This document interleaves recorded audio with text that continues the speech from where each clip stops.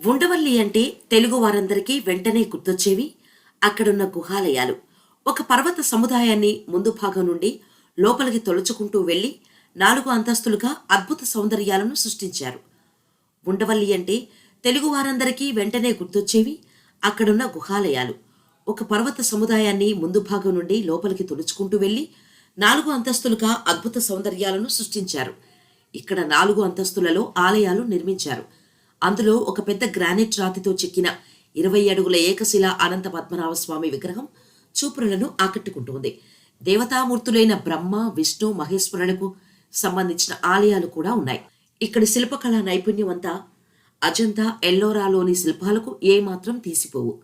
ఇవి గుప్తుల కాలం నాటి ప్రథమ భాగానికి చెందిన నిర్మాణ శైలికి లభిస్తున్న ఆధారాలలో ఒకటి.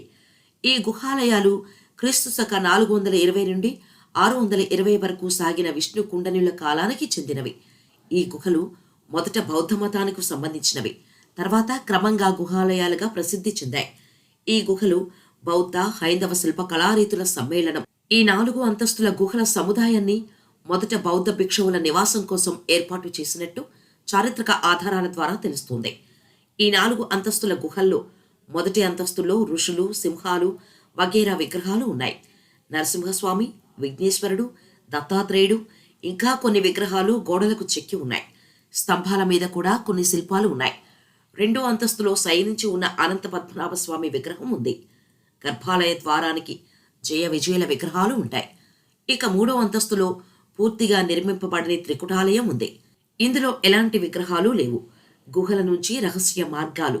గుహాలయాల నుండి కొండవీటి కోటకు, మంగళగిరి కొండకు, విజయవాడ కనకదుర్గ ఆలయానికి రహస్య మార్గాలున్నాయని చెబుతుంటారు. పూర్వం ఈ మార్గాల ద్వారా రాజులు శత్రువులకు తెలియకుండా తమ సైన్యాన్ని తరలించేవారు. ప్రస్తుతం ఇక్కడున్న సొరంగ మార్గం మూతపడి పూడిపోయి ఉంది.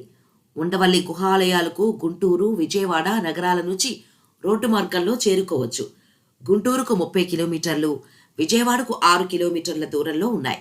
గుంటూరు నుంచి జాతీయ రహదారి మీదుగా మంగళగిరి చేరి అక్కడి నుంచి రాష్ట్ర రహదారి ద్వారా ఉండవల్లి కూడలికి చేరుకుని ఎడమ పక్కకు తిరిగి 3 కిలోమీటర్లు ప్రయాణిస్తే ఉండవల్లి గుహలు దర్శనమిస్తాయి. విజయవాడ నుంచి వచ్చేవారు ప్రకాశం బ్యారేజీ దాటిన తర్వాత ఉండవల్లి కూడలి చేరుకుని కుడివైపునకు 3 కిలోమీటర్లలోకి వెళితే ఉండవల్లి గుహలకు చేరుకోవచ్చు. సందర్శన వేళలు ఉదయం 9 గంటల నుంచి సాయంత్రం 5:30 గంటల వరకు సందర్శకులను అనుమతిస్తారు. 15 ఏళ్లలోపు పిల్లలకు ఉచిత ప్రవేశం.